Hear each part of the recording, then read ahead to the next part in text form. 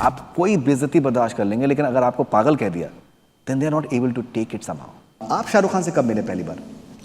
पहली बार डायरेक्टर को लगता है कि यार ये तो राजा है, डायरेक्टर बेसिकली राजा ही होता है। जवान क्या मनी हाइस्ट का रीमेक है क्या? नहीं, आपको क्या लगता है अगर शाहरुख खान ने मुन्ना भाई MBBS की होती तो क्या होता? Donkey, if it releases this year on Christmas the way it is supposed to, so Shah Rukh Khan may end up having 1,000 crore films. 100%.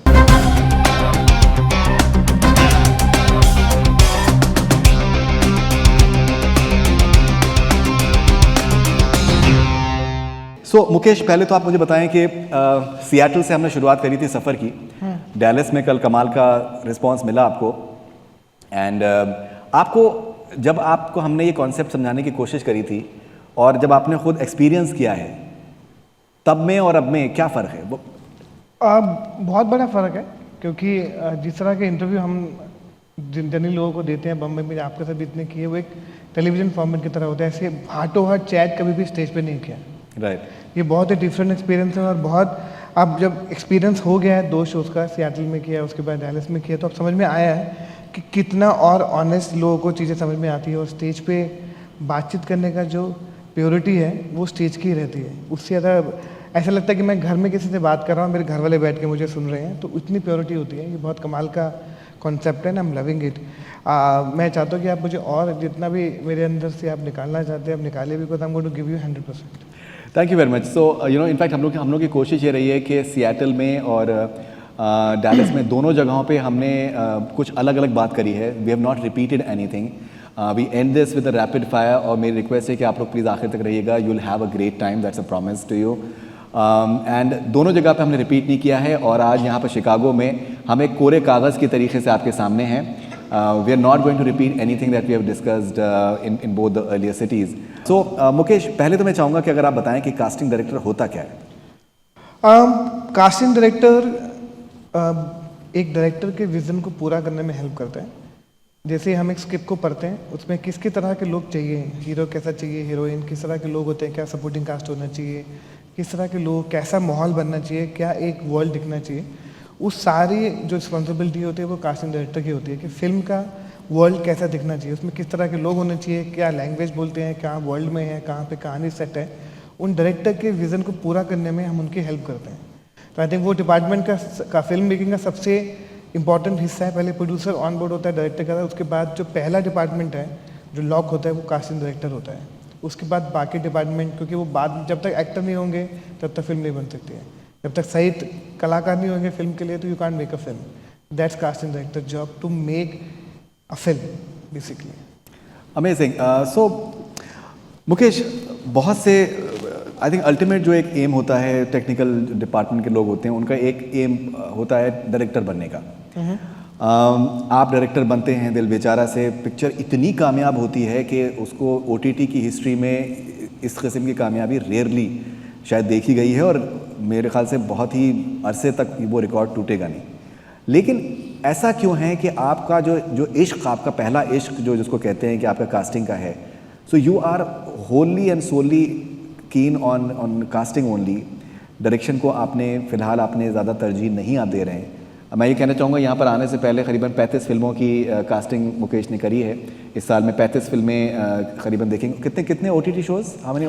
115 नहीं, अभी चल रहे हैं, इसमें चल रहे हैं 40 shows are still on the cast. 40 shows he is currently working on. So which is, I think जो एक I think numbers हैं वो इनके कमाल के हैं। ये काम के अलावा और कुछ करते ही नहीं, which is something that which is truly amazing and very inspiring as well. So Mukesh, ऐसा क्या है कि आपने डायरेक्शन को तरजीह ना देके you are very focused on casting and you are working with the biggest names? I think पहला रीज़न कि जब ये कास्टिंग का काम शुरू किया तो बहुत लोग इस काम को सिर्फ बॉम्बे में नहीं ले रहे थे। तो पहला काम शुरुआत किया और उस पर इतना प्यार मिला लोगों का, और डायरेक्टर का, और प्रोड्यूसर से, और ऑफ कोर्स आम ऑडियंस से भी इतना प्यार मिला। तो मुझे लगता है कि जो मेरा पहला लव है, जिसकी वजह से लोग मुझे जानते हैं, मेरे को पहचानते हैं, उसको कभी छोड़ूंगा नहीं। क्योंकि ऑफ कोर्स बाकी फिल्म मेकिंग भी, उसके अंदर एक्टिंग भी, उसके अंदर राइटिंग भी, वो सब आपके कज़न ब्रदर्स हैं। लेकिन आपका जो पहला प्यार है वो कास्टिंग है, इसलिए मैं हमेशा कास्टिंग को फर्स्ट नंबर पे रखता हूँ, क्योंकि जिसकी वजह से मैं यहाँ पर बैठा हूँ, I can't suddenly shut that shop and move into another business. Amazing. और आई थिंक मुझे लगता है इसके ऊपर जोरदार तालियां होनी चाहिए। I think it calls for an applause. It's truly remarkable. All right, तो आप लोगों ने एक फिल्म आ रही है जवान, आप लोगों ने नाम सुना है? कौन है जवान में? All right, so प्राची जी, आप do you like Shahrukh Khan? Who doesn't like Shahrukh I Khan? also want, yeah. Okay, so बहुत ही एक दिलचस्प सा एक आई थिंक मार्केटिंग का एक्सरसाइज शाहरुख साहब ने शुरू किया है, और वो है आस्क एसआर के ट्विटर पे। वो अपने फैंस के साथ में वो इंटरेक्ट करते हैं।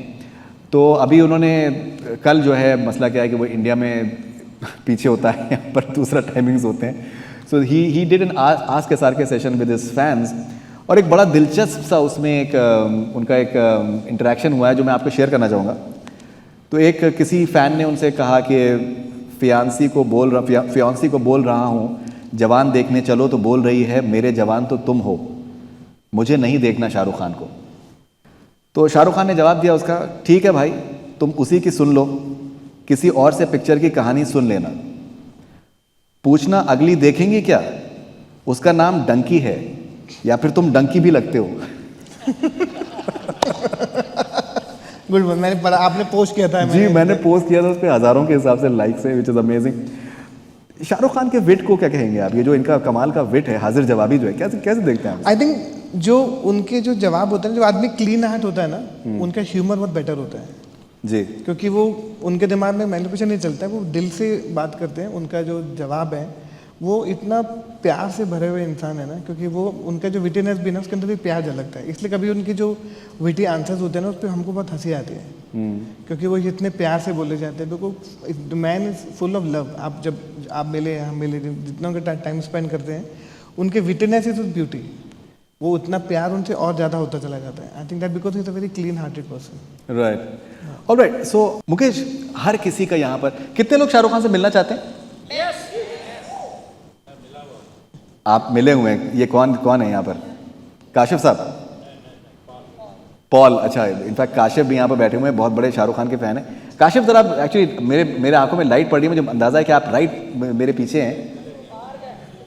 अच्छा, बाहर गए मैं। तो काशिफ मेरे एक दोस्त हैं, वो भी शाहरुख खान के बहुत बड़े फ़ैन हैं। तो पॉल, आपकी क्या यादें हैं शाहरुख खान से मिलने की? ये उस टाइम मेरी नई नई एंगेजमेंट हुई थी, ये 30 साल पहले की बात है। तो मैं कार वेस्ट से, मेरी वाइफ वहाँ की थी, तो हम लोग जॉगिंग पार्क बांद्रा में जा रहे थे। तो उनकी तभी रिलीज़ हुई थी दीवाना। अभी मतलब he had not become a star by that time. तो अपना उनका जो एक गैंग था, वो मोटरसाइकिल वाला, उसी मूवी वाला, तो उनके साथ वो घूम रहे थे। एंड देन ही सा and we knew he's Shah Rukh Khan, but we were just trying to ignore, you know, because I had met him in Mandi House in Delhi many times, because I used to go there for some theatre work. And my wife also said, oh, Bombay में बहुत होते हैं। In fact, I said, देख शाहरुख खान। वो बोलती है कि जाने दो, ऐसे बहुत होते हैं बॉम्बे में। तो he noticed that कि भी मेरे को ये लोगों ने देखा है, you know, पहचाना नहीं, या जैसे एकदम नज़र पड़ती है ना, we were ignoring him kind of. He took his comb from his pocket and then started अपना बाल सीधे करते करते जो, and we purposely we were doing that, and that's what says like her actor को बिगनिंग में, बाद में तो इनके इतने फैन हो जाते हैं, बिगनिंग में दे वांट कि people should notice them in the beginning, and ये फैक्ट है। Thank you very much Paul. Paul एक एक्टर भी हैं, राइटर भी हैं। ओके, सो मुकेश, जैसे पॉल से मैंने पूछा कि पहली बार वो शाहरुख खान से वो कब मिले, उन्होंने बताया। आप शाहरुख खान से कब मिले पहली बार? पहली बार दिल से करके एक फिल्म है, तो वो दिल्ली में शूट हो रही थी, तो वहाँ पे मैं सेट पे गया था, तो हिमांशु धूलिया और बाकी लोगों के साथ मिलके, I was in like 11th class, 12th, वहाँ पर मैं गया था सेट पे, तब देखा था उनको। और आई थिंक 10 मिनट तक तो देखते ही रहा था। उसके बाद कॉलेज खत्म किया, एनएसडी किया, पढ़ाई किया, उसके बाद बम्बई आया, तो फिर उसके बाद बैक टू बैक जब फिल्में किया, फिर चक दी से लेकर जीरो तक लेकर अब तक जवान तक, तो एक्सपीरियंस उनके साथ जो ना एक फ़ैन की तरह मिलना और साथ में काम करना, वो मुझे लगता है वो उससे बड़ा एक्सपीरियंस होता है। एज अ फैन आप उस मोमेंट में बहुत खुश होते हो, देखते हो, लेकिन जब साथ में काम करते हो, आपका प्यार उस आदमी के प्रति बढ़ता चला जाता है। यू नो, वो इतना है कि जैसे I work with every actor, every star, every सब दोस्त हैं, लेकिन जब उनको मिलो, अब जब घर जाते हो आपको और प्यार हो जाता है। क्या बात है, क्या बात है, दैट्स ब्यूटीफुली सेड। ऑलराइट, सो जवान की जब आप कास्टिंग कर रहे थे तो क्या क्या उनके इनपुट्स क्या होते हैं? बिकॉज शाहरुख सर का एक बहुत आई थिंक बहुत ही दिलचस्प सा एक पहलू ये होता है कि थोड़ा बात कम करते हैं, स्पेशली जब वर्क मोड में होते हैं तो he observes more and he listens more. So उनके क्या क्या उनके रिस्पॉन्सेज होते हैं, क्या उनके इंस्ट्रक्शंस होते हैं? Because he is a producer as well. नहीं, लेकिन वो उनका ये है कि वो जो डायरेक्टर के विजन के अंदर ज़्यादा इन्वॉल्व, मतलब कभी कास्टिंग में कभी वो हमेशा एटली को बोलते थे कि जो एटली को पसंद है वो हमेशा ये कहते थे कि डायरेक्टर के जो डायरेक्टर को चाहिए उनकी मदद करो, जहाँ तुमको मेरी ज़रूरत पड़ेगी आई विल स्टेप इन. तो उस वक्त उनका हमेशा इतना सपोर्ट रहता था प्रोड्यूसर ऑल्सो. वो अपने डायरेक्टर को इतना आगे रखते हैं, वो इतना आगे रखते हैं कि दैट डायरेक्टर को लगता है कि यार ये तो राजा है. डायरेक्टर बेसिकली राजा ही होता है और वो राजा की तरह उसको ट्रीट भी करते हैं कि जो चाहिए, जैसा फिल्म बनाना है, just make your vision. He never stop and never interfere in somebody has his vision. That is his greatness, even as a producer also. तो बहुत सारे प्रोड्यूसर्स होते हैं जो डायरेक्टर के साथ एकदम घुस जाते हैं, try to get into everything. But in this case Shahrukh sir is a pure heart producer. Is a follow your vision. Right, okay. So अगर जवान की हम बात करें, कास्टिंग की बात करें तो काफ़ी उसमें लड़कियां हैं. और अच्छा, एक आई थिंक मुझसे एक सवाल पूछ रहे थे कोई साहब, एक मेरे दोस्त हैं शैशिव, तो वो मुझसे पूछ रहे थे कि जवान क्या मनी हाइस्ट का रीमेक है क्या? नहीं, ये मैं आई थिंक जितने लोगों को भी गैस करना है करते रहे. जो जवान आएंगे तो आपको मालूम चलेगा आपने क्या देखा है, क्योंकि मुझे इतने सारे मैसेजेस आए ट्रेलर के बाद उसके अंदर क्या है कुछ बता दी. But I will not tell. I want you all of you to wait for the 1 month 29 days now and see the magic. क्योंकि वो फिल्म ऐसी है जो ऑफ कोर्स मेरे दिल के करीब है, क्योंकि मैंने काम किया है, वो अलग बात है. लेकिन अब also as Shahrukh Khan fan आपको रियलाइज होगा कि वो फिल्म क्या है. तो आप ये कंफर्म कर रहे हैं कि मनी हाइस्ट का रीमेक नहीं है? नहीं है. लेकिन कुछ मतलब उसमें टोक्यो, नैरोबी, कुछ क्योंकि लड़कियां काफ़ी हैं. नहीं, ऐसा कुछ नहीं. मैं अभी आप मैं ये बस कुछ नहीं बताने वाला हूँ. ये सब आपको वेट करके इंतजार करना पड़ेगा. ऑलराइट, सो प्रिया मनी की कास्टिंग में आप उसमें प्रिया मनी, सानिया मल्होत्रा, गिरिजा ओक, आलिया कुरैशी, सुनील ग्रोवर, विजय सेतुपति, बहुत लोग हैं फिल्म के अंदर. कम से कम ऑलमोस्ट 200 पीपल की कास्टिंग. बहुत सारे लोग हैं, छोटे छोटे. जब आप देखेंगे हर सीक्वेंस में बहुत सारे लोग आएंगे तो आपको मालूम चलेगा. Alright, okay. एंड अगर हम बात करें एक और फिल्म आ रही है, राजकुमार हिरानी साहब को जानते हैं आप लोग? कौन सी फिल्म राजकुमार हिरानी साहब की आपको सबसे ज़्यादा पसंद है? 3 Idiots. किसी और को? मुन्ना भाई. अच्छा, आप लोगों को पता है कि Munna Bhai was offered to Shahrukh Khan? Are you aware of this? And even 3 Idiots he was supposed to do. He was signed for 3 Idiots, but he ended up did not he could not do the film for various reasons. So Mukesh, क्या आपको क्या लगता है, अगर शाहरुख खान ने मुन्ना भाई MBBS की होती तो क्या होता, या 3 Idiots करी होती? आई थिंक जो राजू सर का मैजिक है ना, वो इतना स्ट्रांग होता है जो और हमेशा लगता है कि जो भी डिसीजन होते हैं ना वो सही होते हैं. ये ऐसी कई सारी फिल्में जो शाहरुख सर बाद में पहले कोई और स्टार करता है, बाद में शाहरुख सर ने की, वो फिल्में भी बहुत बड़ी हिट होगी, जिसमें डर एक है. आई थिंक वो अगर ये पिक्चर उन्होंने नहीं की, किसी कारणवश नहीं हो पाई, पर वो अगर उसमें होते तो भी पिक्चर उतनी ही चलती जितनी पिक्चर चली. बिकॉज राजकुमार सर का मैजिक इतना कमाल है कि उनकी स्क्रिप्ट इतनी अच्छी होती है कि वो कोई भी एक्टर उस रोल में अगर सही फिट होता तो फिल्म उतनी ही चलती जितनी कि वो चली. क्या बात है, क्या बात है, क्या बात है. सो डंकी की कास्टिंग के बारे में आपने मुझे बताया कि डंकी की कास्टिंग से रिलेटेड आप अभी फिलहाल बात नहीं कर सकते हैं, because it is something that is very close to you. And it's a very special film and it's a very emotional film. And एक बार जब जवान लोग देखेंगे फुल मसाला एंटरटेनमेंट, उसके बाद जब डंकी देखेंगे जिसमें जो फील गुड फीलिंग आएगी, आई थिंक वो दोस्त मैजिक है. I don't want to spoil the magic की. आप जब देखेंगे फिर आपको मालूम चलेगा कि मैजिक क्या है इसमें. Of course, definitely. Alright. And एक बहुत से लोगों के जहन में एक सवाल होगा, मैं पूछ लेता हूँ आपसे फाइनली. लोग कह रहे हैं कि जवान जो है वो पठान का रिकॉर्ड ब्रेक करेगी, और ये भी कहा जा रहा है कि Dunki if it releases this year on Christmas the way it is suppose to, so Shahrukh Khan में end up having 1,000 crore films. 100% ये पॉसिबिलिटी है? 100% होना भी चाहिए. शाहरुख खान ही डिजर्व्स एवरीथिंग. ओके, अगर मैं आपको हम लोग एक रैपिड फायर करने वाले हैं बाद में, लेकिन उसकी शुरुआत में थोड़ी सी पहले से कर देता हूँ ताकि मैं वार्म अप कर दूँ. मुकेश को बड़ा मज़ा आता है इनके साथ में रैपिड फायर खेलने में, और ये he is getting better with every rapid. इतना डर लगता है ना आपके रैपिड फायर से, क्या पूछने वाले मालूम नहीं. नहीं, एक्चुअली इन्होंने एक इंटरव्यू में इन्होंने कहा था कि भाई हम तो दिल्ली वाले हैं, दिल्ली वाले कितने हैं यहाँ पर? चंडीगढ़, चलो ठीक है, विल बैलेंस। सो जी, गुजराती ज़्यादा है। ओके, तो इन्होंने एक अपने इंटरव्यू में कहा था कि दैट हम तो दिल्ली वाले हैं, हम तो निकल जाएंगे, तो अभी रैपिड फायर की गलियों से ये कैसे निकलेंगे या आप बहुत जल्द देखेंगे, but he is doing very well. मतलब I can assure you, if you watch any of his interviews on YouTube and what you will experience today, you will be surprised with Mukesh top. ये मैं आपको वादा कर सकता हूँ, इतना मतलब ये कि इनको मैंने इतने छोले भटूरे और सब खिलाए यहाँ पर यूएस में कि ये अपने दिल से हमें एकदम बात कर रहे हैं। मैंने सरेंडर कर दिया आपके सामने। जी, आपके सामने एकदम सरेंडर कर देता। नहीं सरेंडर नहीं, आप मोहब्बत करिए मुझसे। तो अगर मुकेश, अगर हम बात करें जवान या Dunki, bigger box office success? Honestly both. जैसे मैंने कहा ना कि शाहरुख खान की वो जो सब की तो फिल्में हैं, ये दोनों सब, ये आने वाली 2 फिल्में बहुत बड़ी हिट होने वाली हैं।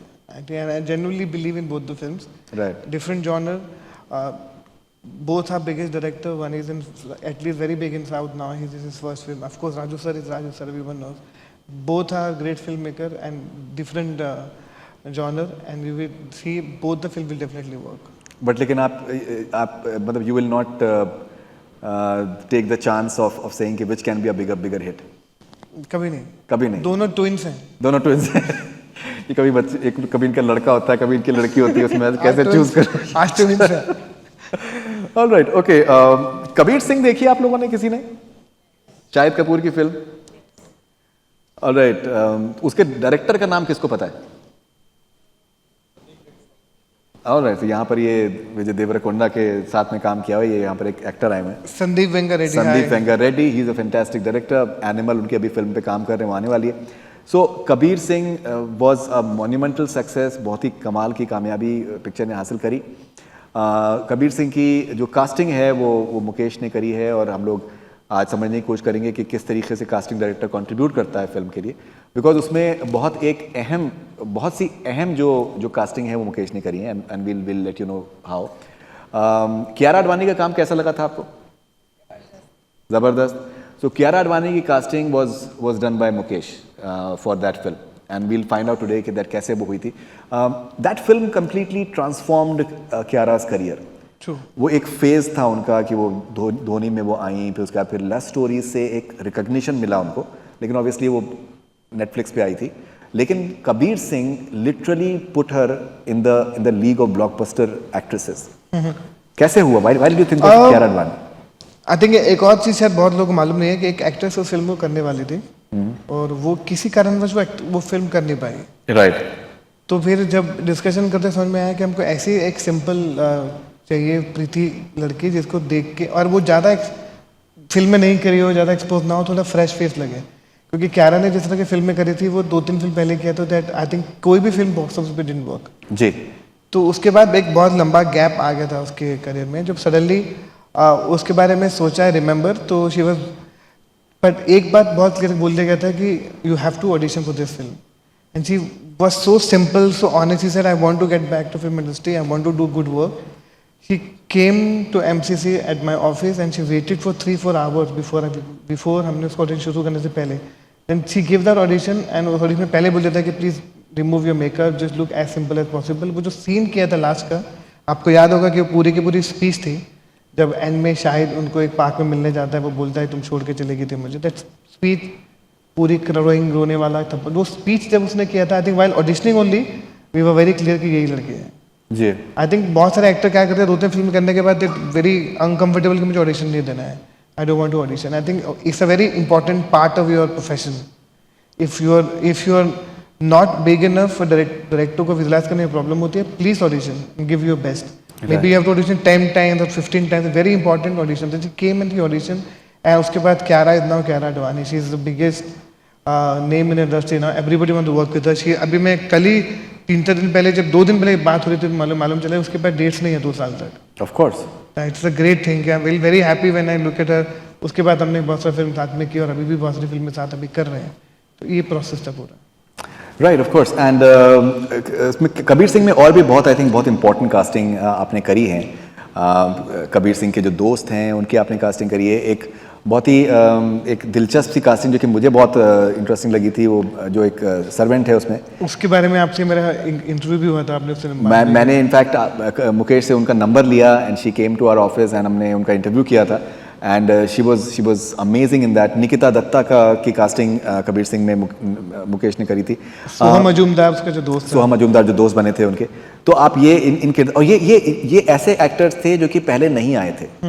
निकिता दत्ता, सोहम, this actress who played the which is I think the hallmark as far as you are concerned, that you like to imagine new actors in key roles. I prefer giving new chance. I like finding more people for every time. बहुत अच्छा लगता है कि नए नए talent आए, हमेशा लगता है फ्रेशनेस आती है फिल्म के अंदर। if you keep repeating same people in every film, like if you back in 90s you see same 10 people were in every role. Same father होता था, सेम ड्राइवर, सेम सर्वेंट। तो I was very sure कि जब मैं casting में आया कि let bring more talent. You will see all my films at least minimum 10-15 मैं लेकर ही आता हूँ, दैट्स माय टारगेट। चाहे यू सी अ फिल्म और यू सी अ शो, या तो सरप्राइज करो, किसी एक्टर को वापस लाओ तो सरप्राइज की तरह लाओ, और या फिर just get new actor for sure. That's my target for every film और every show, they bring more talent. That's how Soham Majumdar came, और then Nikita Dutta came and other important part जो भी थे इसके अंदर सब आए, बिकॉज मेरे को आदत है नए लोगों को लाने की। आई थिंक मुझे वो किक मिलता है, that is reason I am in this field, I think, because what's the point of me casting the same people. Right. देखिए एक बहुत आई थिंक इम्पॉर्टेंट एक एस्पेक्ट है फिल्म मेकिंग है, वो है कोलैबोरेटिव होना। बिकॉज आपको अलग अलग तरीके के लोगों से आपको बात करनी है, अलग अलग तरीके के लोगों से आपको इंटरेक्ट करना है। अब जैसे जो डायरेक्टर्स हैं, आपको डायरेक्टर्स साथ में आपको काम करना है, आपको उनके मूड को समझना है, आपको उनके मिजाज को समझना है, नेचर को समझना है, because everyone will be different. And आप जो हैं ये नहीं कर सकते हैं कि जो डायरेक्टर है वो आपके नेचर के हिसाब से चेंज होगा, आपको चेंज होना होगा डायरेक्टर के नेचर के हिसाब से, प्रोड्यूसर के नेचर के हिसाब से। That is something which is important. And जिस तरीके के जितने डायरेक्टर्स के साथ में इन्होंने काम किया है, अलग अलग टेम्परामेंट, अलग अलग ideologies, that is truly remarkable. Sandeep Vanga Reddy, जो भी उनको जानते हैं वो उनको अंदाज़ा है कि वो कमाल के एक तो डायरेक्टर हैं, लेकिन ही इज़ समवन, उनको सच के सिवा बोलना आता ही नहीं है। He can be brutally honest and he can be very to the point, and he is very passionate about films. Like he lives and breathes cinema and in an amazing manner. Sandeep Vanga Reddy के साथ में जब आप काम करते हैं, for example, मैं एक एग्जाम्पल ले रहा हूँ, you work with so many other director, क्या किस तरीके की आपकी तैयारी होती है जब वो ब्रीफ आपको दे रहे हैं? आई थिंक जब मैं ऑलरेडी राजू सर, इम्तियाज अली, अनुराग कश्यप, अब ऑलरेडी विशाल भारद्वाज, राकेश मेहरा, मैं इतने सारे बड़े डायरेक्टरों के साथ काम किया है और अभी भी कर रहा हूँ, तो मुझे अंदाज़ा था कि जर्नी आसान नहीं होने वाली है जी। आपको भी मालूम चल जाता है अब क्योंकि जब आप किसी के साथ काम करते हो आपको भी कहीं ना कहीं खबर मिल जाती है, तो मेरे को भी थोड़ा पता लग गया था कि डिफ़िकल्ट होने वाला है जर्नी। लेकिन इतनी आदत हो गई है लोगों के साथ काम करने की कि जब वो आपके तो ऑनेस्ट है, then you can't be dishonest. Of course when it's like you let's fight. तो हम दोनों का इक्वल फाइट चलता था, कास्टिंग को लेकर, कैरेक्टर को लेकर, डिस्कशन को लेकर। तो मैं हमेशा बोलते थे लॉजिकली, इफ यू, मैं ठीक कर रहा हूँ तो यू प्रूव मी रॉन्ग, अगर आप ठीक करें आई प्रूव यू रॉन्ग। क्या ठीक, तो हम पूरी कोशिश करते हैं एक दूसरे को लॉजिकली करेक्ट करें कि नहीं ये ठीक है कि नहीं ठीक है। तो बहुत इंपॉर्टेंट है, अगर आपके साथ कोई ऑनेस्ट है काम के प्रति, तो you have to be extra honest 100% with him, then you can manipulate your thoughts. It's very important when you working with a director like Sandeep Vanga Reddy और Raju sir, you have to be 100% sure because they only think about film. Of course. उसके अलावा कुछ और नहीं सोचते हैं। Right. They don't think about left, right, center. वो आपसे उसी के लिए बात करते हैं, उनके लिए फिल्म से बड़ा कुछ नहीं है। हमारे लिए, हमसे, for me also, the nothing is bigger than film. Film is everything for us. Of course. जैसे मुकेश, मैं भी इतने सालों से कवर कर रहा हूँ, मैं भी इंडस्ट्री का हिस्सा ही हूँ। क्या आपको लगता है कि जो क्रिएटिव लोग होते हैं वो इमोशंस से पूरे तरीके से गवर्न किए जाते हैं? You know, they are completely govern by emotions. They don't have to be very I think in terms of objective और to the point the way other businesses can be. Vibrations कितने important हैं? बहुत important है, क्योंकि हम जितने भी creative लोग हैं ना, हम लोगों को एक दूसरे के साथ सिनर्जी मैच करना बहुत ज़रूरी है कि हम कितना पॉजिटिव रह सकते हैं, कैसे इसके साथ काम करना है। For me also very important कि इसके साथ मेरा वाइब मैच करने वाला है कि नहीं, because I want the film making process should be happy process. जी कि कभी भी ऐसा प्रोसेस नहीं हो जाए जहाँ पे आपका मन ना करे नेक्स्ट मॉर्निंग काम पे जाने का और नेक्स्ट मॉर्निंग शूटिंग करने का।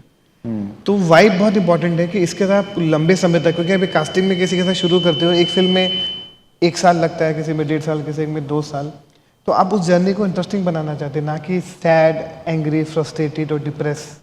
इट्स वेरी इंपॉर्टेंट कि आपकी वाइब मैच करनी चाहिए। क्या बात। और I really believe in vibe की, वेरी इंपॉर्टेंट कि इसलिए मैं लोगों से जब भी बात करता हूँ तो take my own time, so I don't want to open up too much. पहले तो आई अंडरस्टैंड कि वेदर मैं इसके साथ मैच करूंगा या नहीं करूंगा, तो मैं बहुत टाइम लेता हूँ।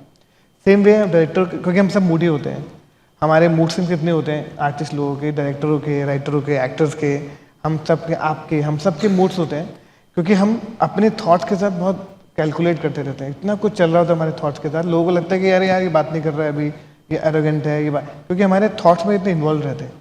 उस वजह से हमको लगता है कि हमको फिर लोग जज करते हैं कि हम एरोगेंट हैं या हम बात नहीं करते, क्योंकि हम अपने थॉट में रहते हैं। इसलिए वाइब चेक करना बहुत इंपॉर्टेंट है।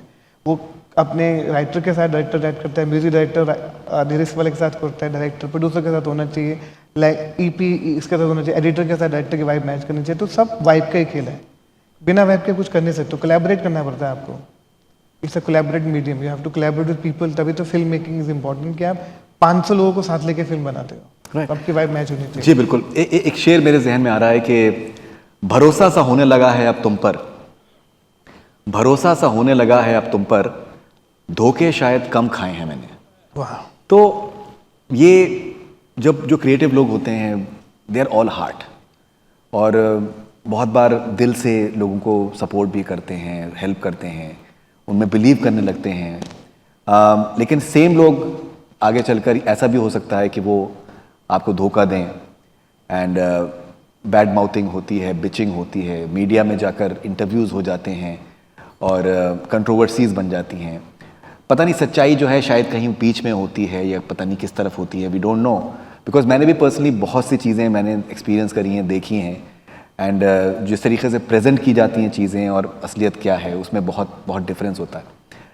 तो मुकेश, जैसे हम लोग बहुत बार ये डिस्कशंस हम देखते हैं यू नो कि कास्टिंग काउच के बारे में, या फिर ये जो कहा जाता है जो पेरेंट्स हैं, जैसे यहाँ पर भी अगर कुछ पेरेंट्स हो सकता है कि उनके बच्चे इंटरेस्टेड हैं फिल्म में जाने के लिए, तो ये जो एक परसेप्शन है कि बगैर कॉम्प्रोमाइज़ किए हुए आपको काम नहीं मिलेगा, स्पेशली फॉर गर्ल्स, ये एक परसेप्शन है। बाकी मुझे याद है कि आप एक इंटरव्यू में आपने मुझे बताया था कि कभी कभार पहले SMS आते थे, काफ़ी साल पहले का इंटरव्यू आपके साथ में था, तो SMS की जो वाइब्स हैं, जो लैंग्वेज है, उससे अंदाज़ा हो जाता है कि यू नो कि दैट ये किसी और डायरेक्शन में ले जाने की बात हो रही है, you know in terms of सामने से आपको एक सर्टन कुछ ऑफर दिए जा रहे हैं, तो वो भी होता है, that is something which is there as well.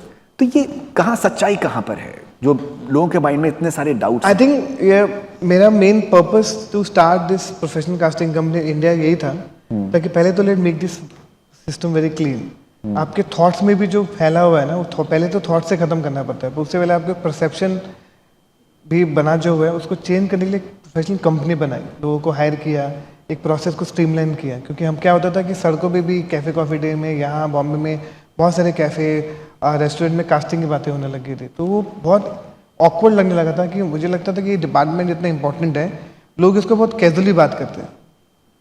तो ये कैजुअली टॉक ना हो, इसलिए बहुत इंपॉर्टेंट है कि पहले कंपनी को फॉर्म किया, फिर इसमें लोगों को हायर किया, ताकि ये पूरा का पूरा परसेप्शन जो बना हुआ है वो चेंज हो। तो मेरा मेन पर्पस स्टार्ट करने का यही था कि पहले परसेप्शन चेंज हो, ताकि it should become safe and secure for everyone, because my sister should also want to come Bollywood, my brother, friend, सब लोगों को बॉलीवुड में आना है, तो पहले तो इसको क्लीन करना है, that is the whole target.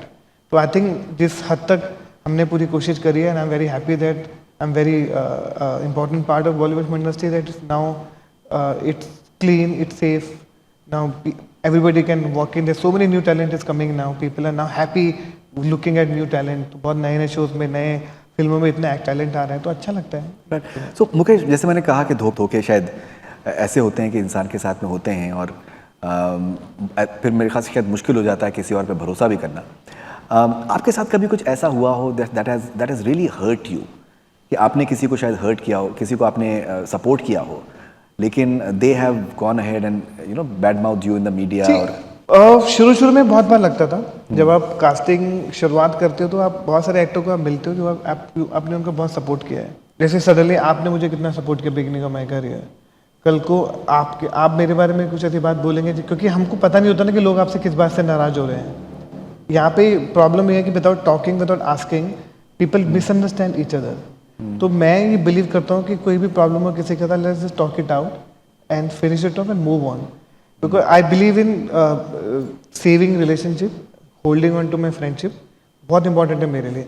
तो कुछ लोग ऐसा शुरुआत में करते थे कि जब एक काम होने के बाद they move on to another one, then they actually they don't really care about you. तो ऑफ कोर्स शुरू में बहुत हर्ट होता था, लेकिन if you are true to your work they will all come back. वो मिसअंडरस्टैंडिंग भी ठीक हो जाती है। तो ये सारा का सारा खेल है वो थर्ड पर्सन क्रिएट करता है मिसअंडरस्टैंडिंग। बेटर है कि दो लोग लड़ लें और बातचीत कर लें। तो सेम पे मेरे भी कुछ ऐसे इंडस्ट्री के दोस्त हैं जिनके साथ हमारी मिसअंडरस्टैंडिंग हुई जो बहुत सालों तक चली। आई थिंक 1-2 साल तक बात भी नहीं हुआ, suddenly we started talking again. I think वो धीरे धीरे जब आपको मालूम होता है कि ये क्रिएट की गई मिसअंडरस्टैंडिंग है किसी पर्सनल वेंडेटा से, किसी के एजेंडा से, तो वो एक पल के लिए आपको टेम्पररी ब्रेकअप कर देती है आपकी उस रिश्ते के साथ, लेकिन जब आप पता लगता है सच्चाई के साथ, then you come back together. Has it impacted you in terms of Yes. stop trusting people, especially like say because I take actresses? बहुत I am very emotional. I get hurt very easily. मतलब मैं आपके एक message से भी hurt हो जाऊंगा अगर जो मुझे लगता समझ में नहीं आ रहा। आई गेट वेरी नर्वस, यार ऐसा क्या हो गया, क्योंकि आप इतनी जान देते हो किसी एक रिश्ते में, तो यू फील वेरी ऑकवर्ड। तो मुझे बहुत बुरा लगता है अगर कोई किसी को हर्ट, तो अब मैं ज़्यादा और हर्ट होने लगा। मे बी शायद आफ्टर माई मदर और after Sushant I became more over sensitive about thing. तो मैं और ज़्यादा सोच के लोगों से बात करने लगा हूँ, पहले मैं ऐसा नहीं था। Right, okay. गुजराती कितने यहाँ पर?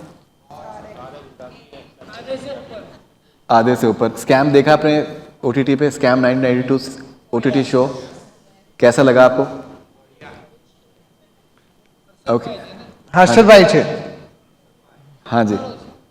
प्रीति जी, स्कैम 1992 बहुत कमाल का ये सीरीज है एंड मुकेश ने उसकी कास्टिंग करी है, हंसल मेहता डायरेक्टर है। मुकेश, कभी सोचा था आपने कि एक OTT सीरीज आएगी और एक नया प्लेटफॉर्म आता है और सिर्फ एक शो उस प्लेटफॉर्म को इतनी ऊंचाइयों तक ले जाए, ना सिर्फ हिंदुस्तान में उसकी कामयाबी हो, उसकी मकबूलियत हो, दुनिया भर में वो एक जो सबसे अव्वल दर्जे के जो शोज़ हैं उसमें उसका नाम आ जाए?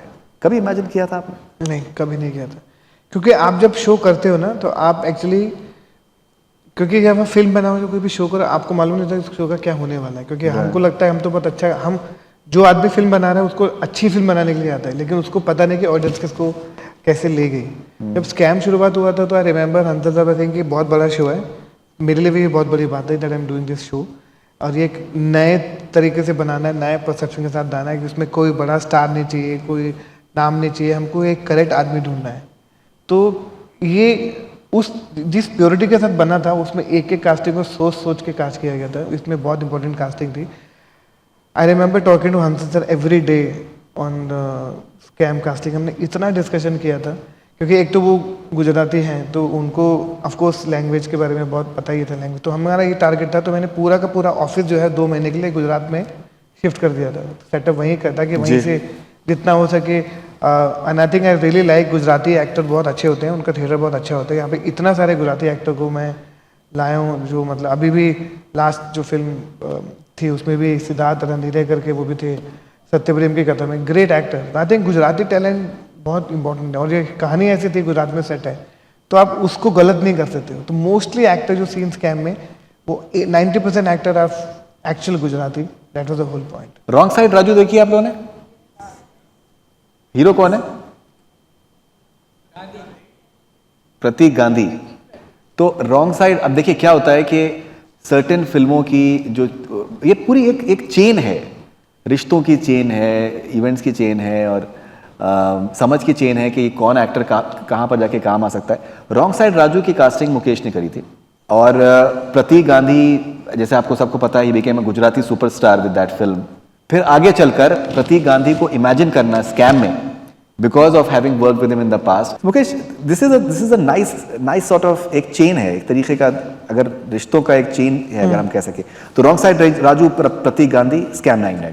वो होता क्या कि जब किसी अच्छे एक्टर को आप मिलते हो ना, वो किसी भी फिल्म में देखते हो, किसी भी शो में देखते हो या किसी भी नाटक में देखते हो, आपको हमेशा लगता है कि कोई भी अच्छा एक्टर वेस्ट नहीं जाना चाहिए। तो मेरी एक मेमोरी बहुत स्ट्रांग है, तो मैं किसी भी एक्टर को मिलता हूँ तो भूलता नहीं हूँ।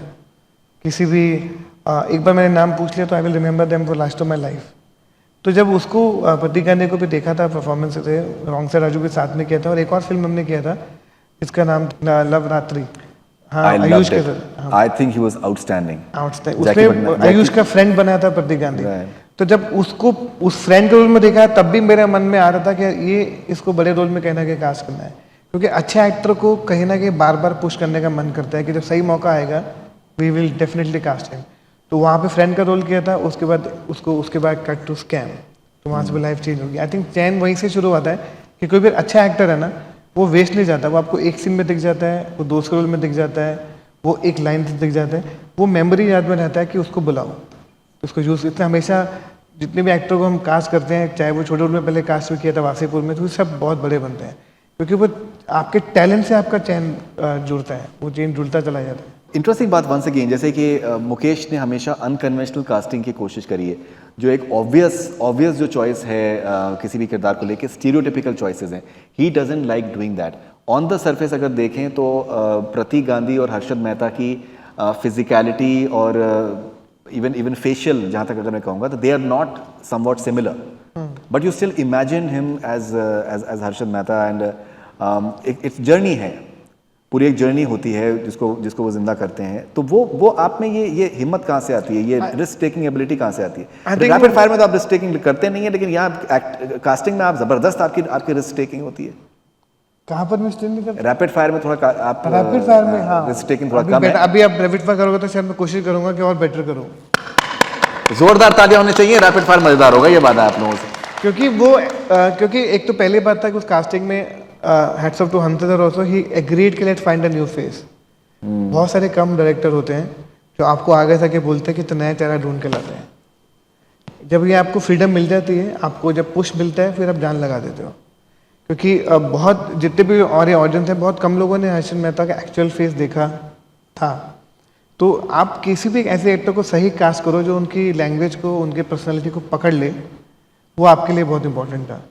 तो ये था कि प्रतीक बहुत अच्छा एक्टर है, गुजराती है, उसकी हाइट मैच करती है, बाकी हम उसको जैसा लुक देना है हम उसको बना लेंगे।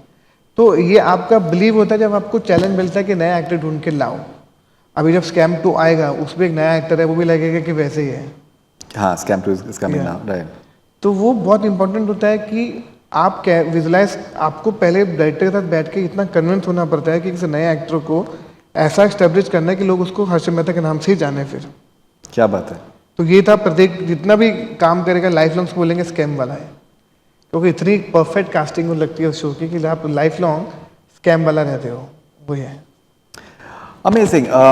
सो स्कैम अगर आप लोगों ने देखा हो तो इतना एक कमाल का एक्सपीरियंस है। और so Prateek Gandhi is one of them. Shreya Dhanvantari उसमें हैं। अब मैं आपको बताऊं, श्रेया धनवंतरी आप समझ चुके होंगे, जो जर्नलिस्ट का रोल उन्होंने किया है, सुचेता दलाल।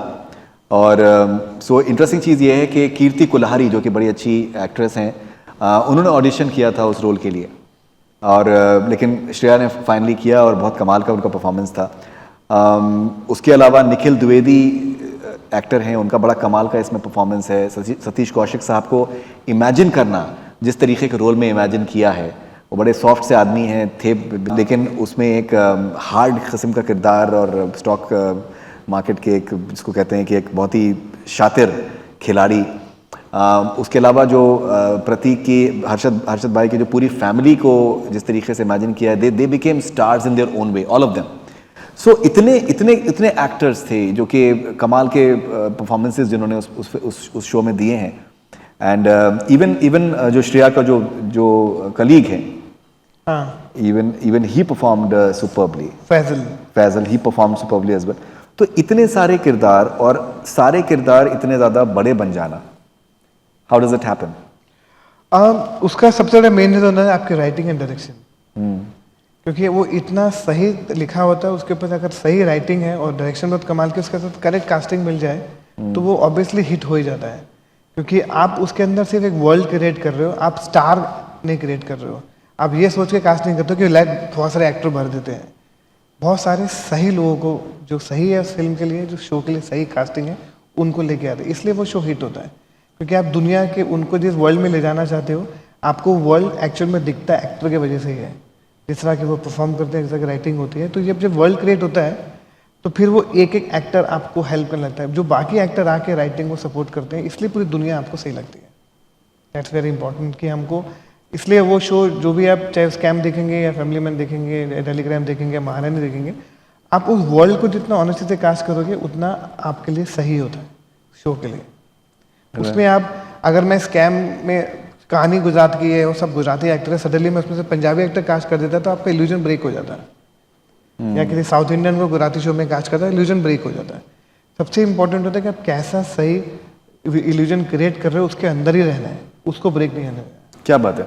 ऑलराइट, ये एक बहुत इंटरेस्टिंग सी एक डिबेट स्टार्ट हुई है, वो है कि दैट OTT ने जिस तरीके से एक नए एक्टर्स को दिया है, चाहे वो जयदीप अहलावत हो, चाहे वो रसिका दुग्गल हो, विजय वर्मा हैं, पंकज त्रिपाठी को एक सुपरस्टार बना दिया है, नवाजुद्दीन सिद्दीकी हैं, बहुत से एक्टर्स को, जो कीर्ति कुल्हारी हैं, जिनको श्रेया धनवंतरी, प्रतीक गांधी, जिनको बहुत बड़ा बना दिया है। अभी रिसेंटली स्कूप के बारे में हम लोग बात करेंगे। अटलांटा में स्कूप की भी कास्टिंग मुकेश ने करी है। करिश्मा तन्ना को जिस तरीके से इमेजिन किया गया है, Zeeshan Ayyub may be in one of his finest performances ever. तो एक डिबेट सी स्टार्ट हुई है कि OTT जो है मे बी कंटेंट के लेवल पे, स्टोरी टेलिंग के लेवल पे, it is offering better content than maybe cinema as well. Cinema अभी हम देख रहे हैं कि बहुत ही चुनिंदा फिल्म्स जो हैं वो बॉक्स ऑफिस पे चल रही हैं, और उसकी वजह से लोगों को जो है एक डाउट है कि दैट अभी उसका फ्यूचर क्या है। हमारे साथ में केतकी जी हैं, मैं चाहता हूँ कि मैं उनके पहले व्यूज़ लूँ और फिर then I will come to Ketki ji. Chicago film festival की डायरेक्टर हैं, और मैं चाहता हूँ कि अगर if she can share her thoughts कि वो what does she feel about OTT and films. And thank you for coming Ketki ji. Thank you, and it's really nice to be here and listen to how the casting is done and what it takes to find new actors. Actually, one thing that OTT has done is definitely given chance to many actors who are not stars. We were so used to looking at stars, and we just thought, okay, this is the film that we can only see if this so and so star is there. But now we are looking for real actors who are doing all these roles in OTT productions. So the biggest difference between we are getting more content, very creative content that we seen on OTT platform. Also good actors, and I mean the world has become at your fingertips, so that is something which is very, very commendable. Thank you very much Ketki ji. So I think तालियां होनी चाहिए इसके ऊपर। Altaf bhai, thank you very much for coming as well. Alright, so Mukesh, कैसे आप क्या कहना चाहेंगे आप केतकी जी से? I think I completely agree, क्योंकि जो वर्ल्ड उनके पास आ गया है, क्योंकि OTT से एक फ़ायदा हम लोग ये भी होगा कि हम जब किसी फिल्म के लिए जब सिनेमा हॉल में जाते हैं, बहुत उसके लिए वक्त निकालना पड़ता है सबको मिलके, एक पूरी प्लानिंग करनी पड़ती है। अब ये ऐसा मीडियम हो गया है कि आपके पास, आपके घर पे है, आपके हाथ में है, तो आपका जब मन करे आप उसको देख सकते हैं, आपका जब मन किया स्विच ऑफ करके सो सकते हैं, जब आपका मन करे वहाँ से रिस्टार्ट कर सकते हैं। आई थिंक आपको जो कंफर्ट स्पेस में लाया है, और कंटेंट बहुत अच्छा होता है, क्योंकि नई नई तरीके की चीज़ें बन रही है, नए नए आइडियाज़ आ रहे हैं लोगों के पास, बहुत सारे नए लोगों को चांसेस मिल रहे हैं। वो एक अलग बात है कि एम्प्लॉयमेंट डबल हो गया, काम बढ़ गया है हर डिपार्टमेंट में, पर उसका सबसे बड़ा फ़ायदा ये हुआ क्योंकि नए टैलेंट आ गया। तो आई तो लव OTT, एंड हम सबसे ज़्यादा काम आजकल OTT में करते हैं। ऑफकोर्स फिल्म कर ही रहे हैं, वो तो कभी बंद होने वाला है नहीं, लेकिन OTT की वजह से हमारा और काम बढ़ा है, मतलब काम जो है वो 50 गुना ज़्यादा बढ़ गया है। ये सब फ़ायदा OTT की वजह से हुआ। No, definitely I think casting directors के लिए तो बहुत ही कमाल का ये तो फेज़ है, इसमें कोई डाउट नहीं है, और एक्टर्स के लिए बहुत कमाल का फेज़ है, because there so many options that they possibly have, and actors are celebrated, which is truly amazing. Someone like Vijay Varma में भी आई थिंक कुछ सालों पहले आई थिंक एक हीरो के दोस्त बन के शायद रह जाते फिल्मों में, लेकिन जिस तरीके से दहाड़ में जो उनका परफॉर्मेंस है, या फिर जिस तरीके से उनका डार्लिंग में परफॉर्मेंस है, आई थिंक हर फिल्म में, हर शो के अंदर वो, आई थिंक शी में आपने कास्टिंग करी थी, so it is truly amazing. Alright, so अभी सिंस मुझे बताया गया है, आप सब लोगों ने बताया कि गुजरातीज जो है मैक्सिमम यहाँ पर हैं। काय पोचे देखी आप लोगों ने? कैसी लगी थी आप लोगों? कौन से राइटर की नॉवेल पे बेस्ड है वो? Chetan Bhagat, of course. Alright, सो काय पोचे की कास्टिंग मुकेश ने करी है और 3 लड़के, राजकुमार राव, अमित साध एंड ऑब्वियसली सुशांत सिंह राजपूत। मुकेश, काय पोचे मेमोरीज, ब्रीफ क्या था आपको? ब्रीफ था कि पहले वो फिल्म की और कास्ट कर, आज थोड़ा सा पीछे लेके जाता हूँ। जी बिल्कुल बिल्कुल। काय पोचे की कास्टिंग मैं पहले नहीं कर रहा था, क्योंकि पहले वो फिल्म किसी और प्रोडक्शनों के साथ बन रही थी। डायरेक्ट गट्टू ही, अभिषेक कपूर ही डायरेक्ट कर रहे थे, लेकिन उसके अंदर ऑलरेडी एक स्टार लॉक हो गया था। तो they were looking for 2 people, 2 friend, Amit Sadh और राजकुमार के रोल के लिए। तो अनफॉर्चुनेटली वो पिक्चर जो है वो उस मेन लीड एक्टर ने फिल्म को मना कर दिया, तो वो फिल्म वहाँ पे नहीं बनी। 3 महीने बाद स्टूडियो चेंज और प्रोड्यूसर चेंज। उसके बाद ये कहानी का कॉन्सेप्ट है कि कहानी में तो 3 ही बहुत इंपॉर्टेंट लोग हैं, तो हीरो को ढूंढ रहे हैं, 3 ढूंढने चाहिए। तो यहाँ से डिस्कशन पहले शुरू हुआ था कि तीनों इतने इंपॉर्टेंट हैं, हम एक को हीरो के बन रहे हैं। तो फिर ये टारगेट हुआ कि 3 लड़के नए ढूंढने, आप किसके पास जाएं? तब उसके पास किसी घूम फिर के मुकेश छाबड़ा तक ये कहानी खत्म हुई कि मुकेश के पास चलते हैं। दैट्स हाउ काय पोचे का पूरा प्रोसेस स्टार्ट हुआ, क्योंकि फिल्म रुक गई थी। तो प्रोडक्शन हाउस चेंज हुआ, स्टूडियो नया आया, डायरेक्टर सेम रहा, कहानी सेम है। तो फिर गट्टू से पहली बार जब मिला तो गट्टू का यही चैलेंज था कि 3 लड़के हिंदुस्तान में कैसे मिलेंगे नया टैलेंट, क्योंकि सबको आदत थी नए नए लोगों के साथ काम करने की। फिर काय पोचे हैपन लाइक दैट। उसके बाद हमने पूरे हिंदुस्तान में जितने भी जगह एक्टर आप मिल सकते थे उस एज ग्रुप में, सबको ढूंढने शुरू किया, तलाश किया। That's how we found Sushant, that's how we found Amit Sadh और that's how we found Rajkummar Rao. Okay, I think मुझे लगता है कि तालियां होनी चाहिए। मेरे ख्याल से आई थिंक गुजराती कल्चर को सेलिब्रेट जो आई थिंक जिन फिल्मों ने किया है, मे be Kai Po Che I think was one of the first few prominent films जिसने बहुत खूबसूरती से किया। जो फिल्म की एक पूरा एडेप्टेशन जिस तरीके का था, उसमें चेतन भगत का क्या इन्वॉल्वमेंट था? Because did he also brief you about the possible? नहीं, he didn't brief me about anything about casting. ये है गट्टू के साथ बैठ के स्क्रीन पे मैं बहुत काम किया था, वो बहुत इंपॉर्टेंट था। आई थिंक वो कहानी उनकी किताब से है, तो ऑफकोर्स उनके साथ बैठ के उनका डिस्कशन होता था। लेकिन ऑफकोर्स वो कहानी जब पढ़ी थी, वो किताब से इतनी सिमिलर थी और किस तरह गट्टू ने उसको हेल्प पूरा स्क्रीन प्ले में डाला, तो वो चेतन का भी उसमें हाथ था। Right, of course. एंड तीनों एक्टर्स आई थिंक जो उनके परफॉर्मेंसेस थे वो बहुत ही ज़्यादा कमाल के थे। बाकी even other cast as well, लेकिन अमित साध, राजकुमार, तीनों से मैंने बात करी है फिल्म के बारे में। इनफैक्ट मुझे याद है कि सुशांत और गट्टू, अभिषेक एंड अमित साध हमारे ऑफिस में आए थे, हम लोगों ने उनका इंटरव्यू किया था जिस दिन फिल्म रिलीज़ हुई थी।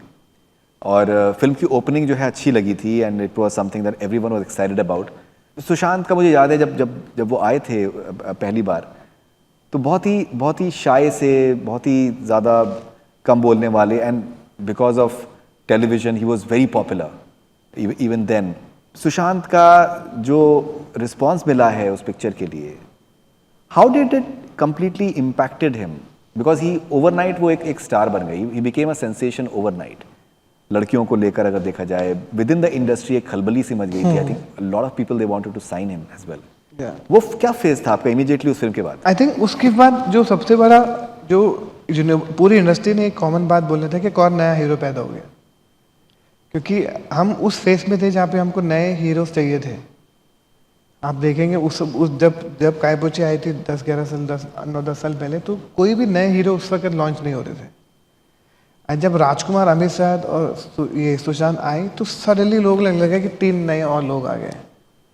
आई थिंक जब ये सडनली पूरी ऑडियंस को एक साथ लगने लगा कि उनको नए हीरो की, सबको नया हीरो देखना है, तो वो प्यार जो एकदम मिला राजकुमार, अमित और सुशांत को, तो उसकी वजह से पूरी इंडस्ट्री ने सबको साइन करना शुरू किया। आप तीनों का करियर देख लो, and of course Sushant then उसके बाद he went to Yashraj, did couple of film, then उसके बाद उसका करियर की और Rajkumar also did many film after that. I think बहुत लोग शायद डेस्परेटली वेट कर रहे थे नए हीरोज को आने की, जो बहुत आई थिंक वहाँ से नए हीरो और हीरोइन आने का बोलते हैं ना पूरा एक चैन स्टार्ट हुआ। उसके बाद अब जितने भी देखो नए लड़का लड़की आ रहे हैं सब काय पोचे के बाद और वासीपुर के बाद आ रहे हैं, सबको तलाश थी नए हीरो नए हीरोइंस की। डेफिनेटली मुझे लगता है कि हम लोग सुशांत के बारे में आई थिंक जितनी भी बात करें वो कम ही है, बिकॉज जिस तरीके से वो इतनी कम उम्र में हमारे बीच में से चले गए और जो उसके बाद में जिस तरीके से हुआ कभी किसी को समझ में नहीं आया कि जिस तरीके का एक पूरा एक जुनून सा तारी था ना सिर्फ हिंदुस्तान पे पर दुनिया भर में। उनके अनफॉर्चुनेट डिमाइस को बहुत ज़्यादा अफसोस उसका रहा, आज भी है और मेरे ख्याल से हमेशा शायद रहेगा। बहुत से पहलू हैं, आप उनको बहुत करीब जानते थे। दिल बेचारा जो आपकी पहली डायरेक्टोरियल वेंचर थी वो उनकी आखिरी फिल्म थी। मैं एक आपसे एक बात मैं आपसे जानना चाहता था, because considering you knew him very well, वो इवन काय पोचे से पहले भी आपके ऑफिस में बैठे रहते थे। एक फेज था जब सुशांत पानी करने वाले थे शेखर कपूर के साथ। शेखर कपूर साहब ने, मुझे याद है कि उनके इंतकाल के बाद में उसका जिक्र किया कि वो कैसे कितना ज़्यादा इंटेलिजेंट आदमी था, बहुत ही ज़्यादा एक्साइटेड था उस फिल्म को लेके, and he was willing to do almost anything for that film, almost anything. He said no to so many films just because of that. लोगों का उसमें उन्होंने बुरा भी मनवाया because people thought that he was being arrogant. हाँ कि अब ये स्टार बन गया तो, क्योंकि वो उसने जेन्युइनली फिल्म के लिए मना किया था, he was really looking forward to Paani, क्योंकि होता ही है आदमी बहुत। एंड शेखर कपूर के साथ काम करना सबका ड्रीम होता है हर एक्टर का, क्योंकि फिल्म मेकर वो हैं। तो आई थिंक वो बहुत, आई रिमेंबर जब उसको ये न्यूज़ मिली थी क्या थी, तो मैं सबसे ज़्यादा खुश होता है विद हिम ओनली जब उसको ये कंफर्म हुआ था। I remember that whole discussion कि वो कितना खुश था पानी को लेकर, बहुत बहुत बहुत ज़्यादा। Like a child get excited, इसको एक खिलौना मिल जाता है तो बहुत खुशी से पागल हो जाता है। Very very very happy. Unfortunately the film didn't happen. एक थ्योरी ये थी उसकी वजह से वो फितूर नहीं कर पाया था जी। और फिर मीडिया में खबरें जिस तरीके की आई, फितूर उन्होंने क्यों नहीं करी, और वो भी अनफॉर्चुनेट है बिकॉज फिर उन्होंने बाद में अभिषेक के साथ में उन्होंने केदारनाथ करी। तो अगर कोई उसमें बैड एक्सपीरियंस हुआ होता तो आई डोंट थिंक कि अभिषेक ने उनको फिर से रिपीट किया होता। सो वो सब चीज़ें तो आई थिंक हम मीडिया के बारे में बात करेंगे, लेकिन जैसे एक ये थ्योरी ये थी कि दैट वो इतना सेंसिटिव आदमी था, the fact that something like Paani did not work out, and वो उनको उसने बहुत इम्पैक्ट किया इन अ वे एज वेल।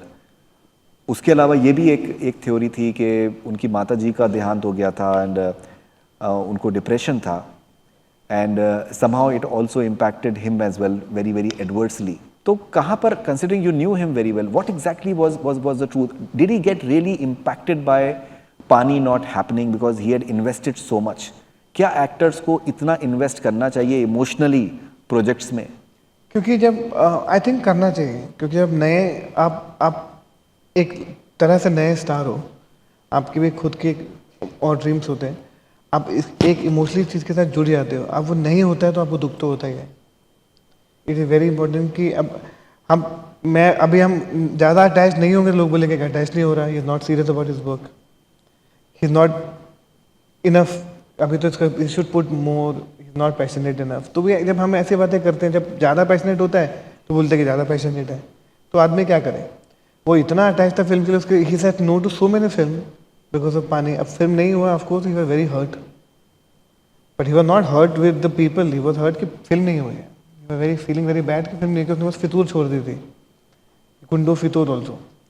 तो उस टाइम आपको लगने लगता है कि यार मैंने क्या किया, मेरे पास ना फिल्म, यहाँ भी मेरी एक फिल्म चलेगी जो मैंने एक दो फिल्म यहाँ छोड़ी यार, वो वाली फिल्म भी नहीं हुई जिसकी वजह से आपने सब कुछ छोड़ा। तो मैं वेरी वेरी वेरी इफेक्टेड, दुख तो होता ही है और होना भी चाहिए, क्यों नहीं होना चाहिए।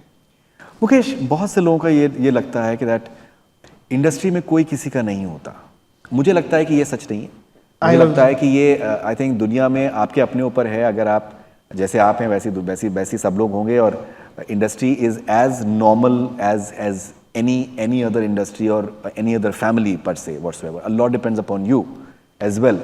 लेकिन जो ये एक परसेप्शन है, और बहुत हद तक मीडिया ने भी जो जिस तरीके से परसेप्शन बनाया कि बहुत आप अकेले हो जाते हैं और प्लानिंग होती है, प्लॉटिंग होती है आपको गिराने की और नीचे करने की, कितनी सच्चाई है इसमें? सिर्फ पर्सनल एक्सपीरियंस से बोलो तो हाँ, थोड़ा बहुत तो लगने लगता है कि जब आप किसी को पर्सनल वेंडेटा और जेलसी आती है तो ऑब्वियसली लोग एक दूसरे को गिराने की कोशिश करते हैं। ये मुझे लगता है हर फील्ड में, दोस्ती में, कहीं ना कहीं स्कूल्स में भी अब ये होता है। कहीं ना कहीं आदमी की फितरत में ये चीज़ पता नहीं क्यों है, बस ये है कि इंडस्ट्री में थोड़ा सा ज़्यादा फोकस होने लग जाती है चीज़ों पर, वो प्रॉब्लम होती है। लेकिन ये ऑफकोर्स थोड़े से जल्दी से वेंडेटा रहता है, और क्यों रहता है उसका क्या स्ट्रॉन्ग रीज़न नहीं होता किसी के पास, पर एक रहता है। तो मैं यही रिक्वेस्ट कर सकता हूँ कि अगर आपके मन में किसी के प्रति भी कुछ ऐसी बात है तो प्लीज़ बात करके उसको ख़त्म करो, क्योंकि इट इज़ वेरी इंपॉर्टेंट। बड़ी मुश्किल से एक करियर बनता है। आप किसी को गिराने के लिए पूरी ताकत लगा देते हो क्योंकि आपके अंदर इतनी हेटनेस होती है, इट्स नॉट गुड। राइट। जैसे कहते हैं कि जेलसी जो है एक बहुत नेचुरल फिनोमिनन है। Jealousy is a green eyed emotion जैसे कहते हैं, लेकिन फेम जो है, फेम का जो नशा है, मे बी शायद फेम जब इन्वॉल्व होता है तो शायद उसके अंदर जेलसी का एलिमेंट जो है वो शायद थोड़ा सा और ज़्यादा प्रोनाउंस्ड हो जाता है कुछ हद तक। क्या ये सच है? If you ask me about me, I tell you कि मेरे एक्सपीरियंस मुझे लगता है कि फेम के बाद आदमी को और समझदार होना पड़ता है।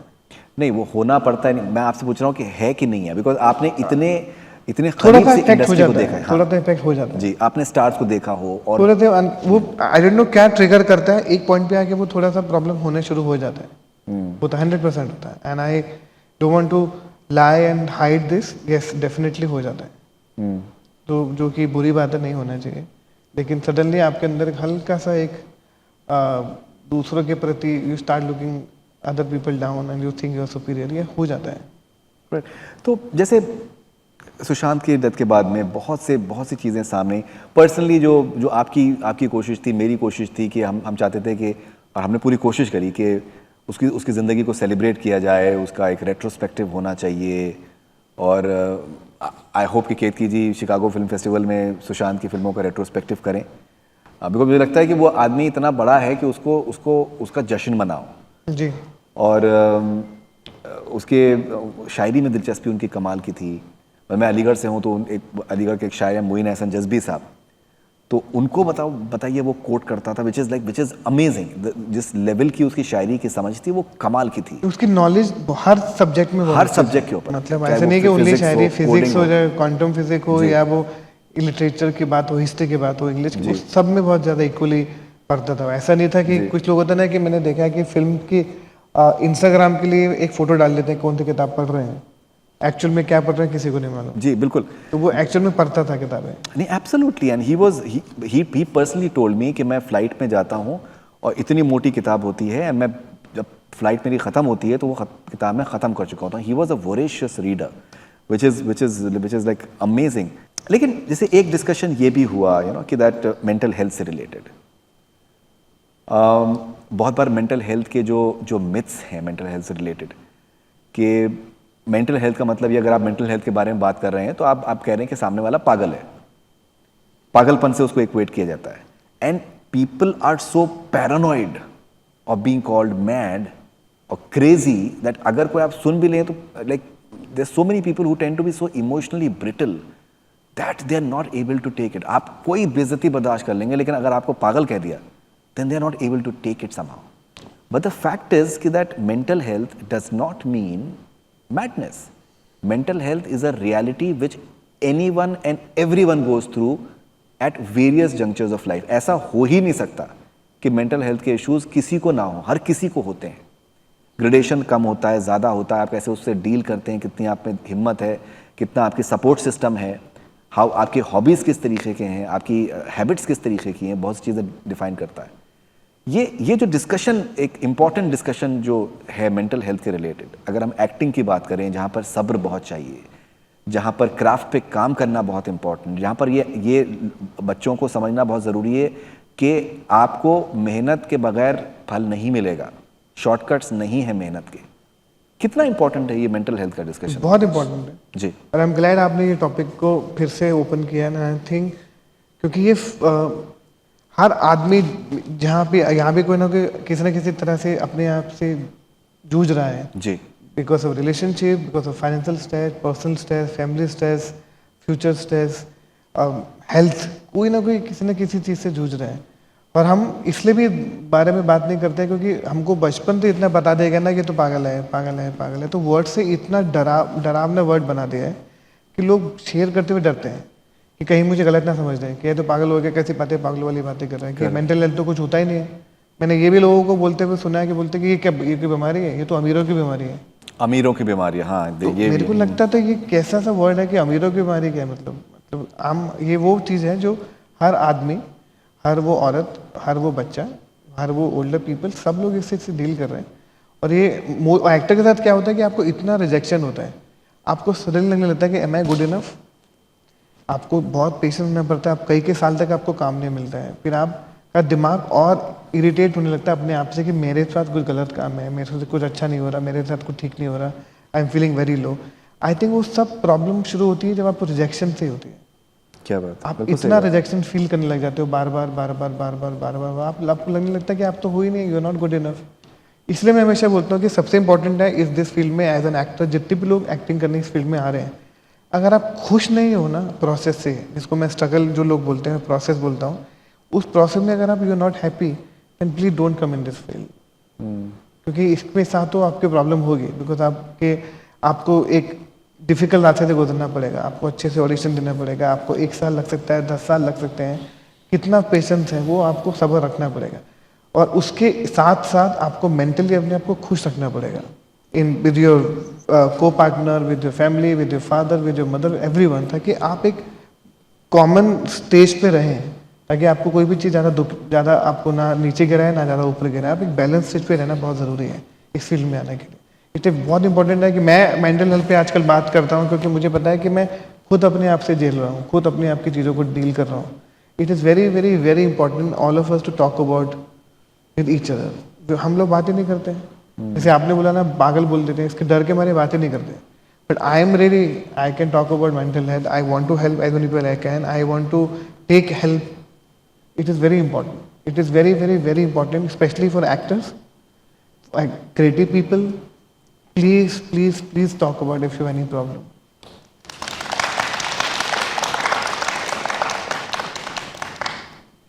Thank you. सो इनफैक्ट ये जो एक कॉन्सेप्ट होता है कि भाई वो तो हंसता था, मुस्कुराता था, तो वो पागल कैसे हो सकता है?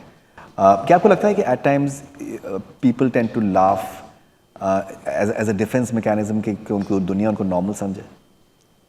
एक्चुअली लोगों को ना, एक्चुअली मेंटल हेल्थ ऐसी एक बीमारी है, ऐसी एक प्रॉब्लम है कि आपको दिखाई नहीं देती है। ये बुखार नहीं है कि आप हाथ टच किया तो आपको मालूम चलेगा इसको तो भाई फीवर है, जुकाम है तो आपको पता लग जाएगा, सिर में दर्द है तो आप ऐसे करें। मेंटल हेल्थ के टाइम पे क्या करें, क्योंकि वो तो अपने आप से झूल रहा होता है, उसका कभी उसके मूड स्टार्टेड बिहेविंग डिफरेंटली, कभी वो हंस रहा है, कभी वो खुश हो रहा है, कभी वो चुप बैठा है, कभी किसी से बात नहीं कर रहा है, कभी बहुत ज़्यादा बात कर रहा है, कभी उस कमरे से नहीं निकल रहा है, कभी उसका बात करने का मन नहीं कर रहा है। तो वो एक्चुअली दिखाई नहीं देता। वो आदमी जो जेल रहा होता है ना, हमको लगता है सब ठीक तो है, क्या है मेंटल हेल्थ, क्या प्रॉब्लम, तो ये चीज़ दिखाई नहीं देती, वो सबसे ज़्यादा प्रॉब्लमेटिक होती है, क्योंकि वो अंदर अंदर आपको घर बनता चला जाता है, you start feeling depress and low. इसलिए जितना हो सके लोगों के साथ रहो। अगर आप अकेले रहते हो और आपको बार बार लो फील होता है, just step out, start talking to people, call your friends, do listen to some music, go and have some nice food, तो वो सब करना शुरू कर देना चाहिए। बिल्कुल। इनफैक्ट मुकेश की माता जी का देहांत हुआ है अभी कुछ महीने पहले, and that has really impacted Mukesh adversely.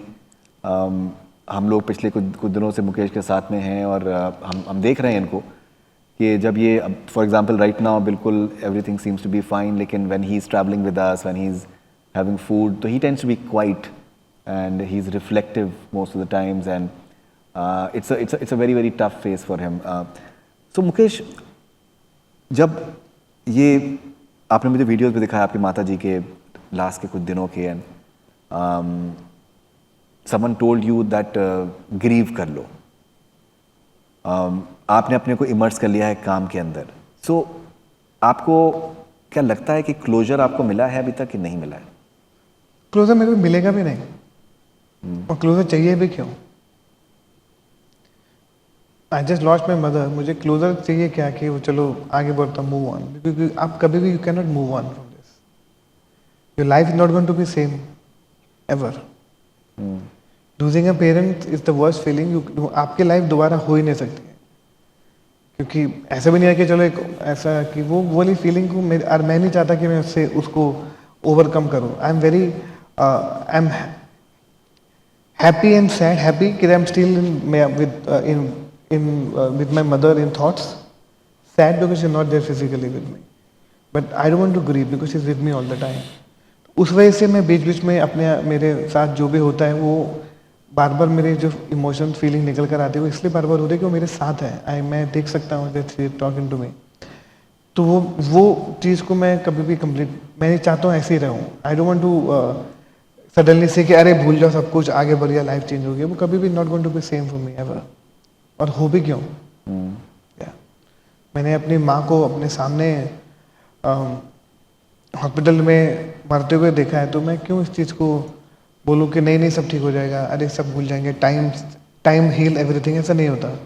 सिर्फ कहने की बातें हैं. आपके मन में जो होता है आपके हार्ट में होता है आप प्रिटेंड करते हो. You just try to behave differently in front of people कि आपको बोलेगा आप स्ट्रांग हो आप स्ट्रांग हो. मुझे नहीं रहना स्ट्रांग. I am okay. अगर लोग मुझे बोलें कि अरे तो इतना बड़ा हो गया ये नाउ ऑलमोस्ट 40 ये कीप कराएंगे about his mother. So what. I want to be like that. I don't want to be strong. It's okay. बहुत बार हम लोग सुनते हैं कि जो यंगस्टर्स होते हैं एक्टिंग के लिए स्टार बनने के लिए घर को छोड़ देते हैं स्ट्रगल करने के लिए. आपका मैं एक इंटरव्यू देख रहा था. आपने कहा कि जो करना है करो, मेहनत करो, सब कुछ करो, लेकिन अपने पेरेंट्स की रिस्पेक्ट करो, पेरेंट्स की इज़्ज़त करो, बिकॉज जो पेरेंट्स की दुआएं हैं वो तुम्हारे हमेशा काम आएंगी. तो अगर जो एक्टर्स जैसे यहाँ पर जो मौजूद हैं या फिर देखेंगे इसको जो अगर आप उनको कहना चाहें कि स्टार बनने के लिए एक्टर बनने के लिए तुम्हें सैक्रिफाइस हर चीज़ सैक्रिफाइस शायद करने की ज़रूरत नहीं है. अपने जो सबसे इम्पोर्टेंट लोग हैं, करीबी लोग हैं, उनका साथ मत छोड़ो और उनकी बात को सुनने की भी कोशिश करो, समझने की कोशिश भी करो. हो सकता है वो तुम्हारी बात समझने की कोशिश करें. कितना ज़रूरी है ये? बहुत ज़रूरी है. क्योंकि बॉम्बे ऐसा लोनली शहर है ना कि आपको अपने लोगों की ज़रूरत पड़ती है. इट्स वेरी इंपॉर्टेंट क्योंकि आप काम की तलाश में होते हो. You feel very low, you feel depress. आपको लोगों से बात मैं हमेशा लोगों को बोलता हूँ कि लोग बोलते हैं ना घर से. मैंने कहा घर से मत भाग के आओ यार. उनको कन्विंस करो. They are your parents. They will definitely understand and respect your decision if you convince them genuinely. If you show them कि you can do it. Because they just want to see you happy. They just want to see you happy. अब आप acting field में रहो या music में रहो या doctor बनो, they want you to see happy कि आप हैप्पी हो कि नहीं. अगर आप उनको बोलोगे कि मुझे इस फील्ड में बहुत मज़ा आ रहा है and I am very happy, they will definitely support you. आपको इतना रिबेलियन बनने की ज़रूरत नहीं होती. क्योंकि हम इतना अगर आप माँ के साथ बात करोगे या पिताजी के साथ बात करोगे कैसे नहीं मानेंगे आपके बात. थोड़ी और कोशिश करोगे, एक बार मना करेंगे, 2 बार मना करेंगे. बट आपको अपने दोस्तों के साथ फैमिली के साथ चाहिए. बहुत ज़रूरी होता है क्योंकि फिर आपके लिए सारे लोग मिलके दुआ करते हैं. जब आप अकेले रेबेलियन बनने की कोशिश करते हो फिर आप ही होते हो. आप लोगों को बाकी लोगों को नाराज कर रहे हो तो आपको किसी की हाई लेने की जरूरत नहीं है. Just be with your people. They will support you. Their vibe, their blessings will support you. It is very, very, very important to be with your parents and take their blessings. Mukesh, आपने मुझे सुबह बताया flight हम लोग ले रहे थे कि आपके पिताजी की तबीयत ठीक नहीं है. And obviously it's a very, very tough situation for you. इस वक्त we're grateful that Mukesh is fulfilling his commitment to all of you and he is here talking to us. But इनका दिल और इनका दिमाग बिल्कुल अभी अपने पिताजी के साथ में है. माताजी का भी देहांत हुआ है. कोई एक ऐसी बात जो माताजी से आपको बहुत ज़्यादा दिल चाहता है कि यार मैं काश कह पाता? ऐसी क्योंकि जब आप अपने काम में इतने बिजी होते हो और जब सडनली आपको डॉक्टर बोलता है कि यू इन 2-3 दिन के बाद आपकी माँ इस दुनिया में नहीं रहेंगी, आपके पास 2-3 दिन ही है, तो आपकी सामने इतने सारे सवाल आ जाते हैं. फिर आप लगता है मैंने टाइम क्यों नहीं बिताया. आपको हर वो सेकंड मिस होते हैं. लगता है कि वो टाइम चला गया. आई थिंक वो मेरे बहुत सारे सवाल हैं. एक चीज़ है जो मुझे हमेशा गिल्ट में हमेशा मुझे खाती रहती है कि वो मेरे साथ अमेरिका नहीं आ पाए. क्योंकि इस टूर पे मेरे साथ मेरी माँ होने वाली थी. हमारी बात करी, ये हमेशा रहेगा कि वो ये प्रोसेस में कि मैं भी इस बार मैं तेरे साथ चलूँगी, वो नहीं हो पाया. जो मुझे रोज़ 50 बार दिन में 100 बार ये थॉट गुजरता है. जब भी मैं यूएस में इस शहर से दूसरे शहर में जा रहा हूँ, यहाँ से आगे जाऊँगा, हमेशा थॉट घूमता है कि माँ नहीं है. ये सबसे मुझे प्रॉब्लमेटिक लगता है. तो आप लोगों में से कितने लोग चाहते हैं कि हम लोग मुकेश को चीयर अप करें?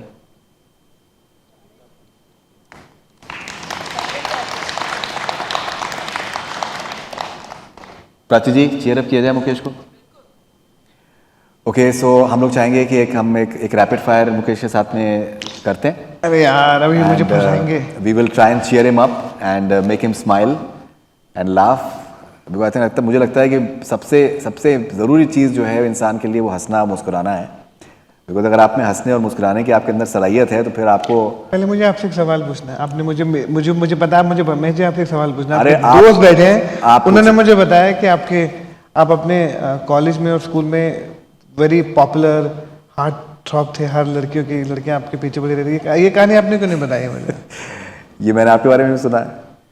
पर मैंने तो सुन लिया, मेरे तो बड़ा तो प्रूफ है, सामने बैठे हैं वो इंसान, मेरे पास देखिए, तो proof मेरे अब दोस्त ने, शैशिव ने ये बता दिया है, तो अब ये सच्चाई इसमें हो सकती है। तो थोड़ा आप बताओ ना, आप भी हमें बताओ। हमारी जिंदगी के बारे में हमेशा पूछते रहते हो हर जगह ले देखिए, जाके। मैं बहुत शाई था।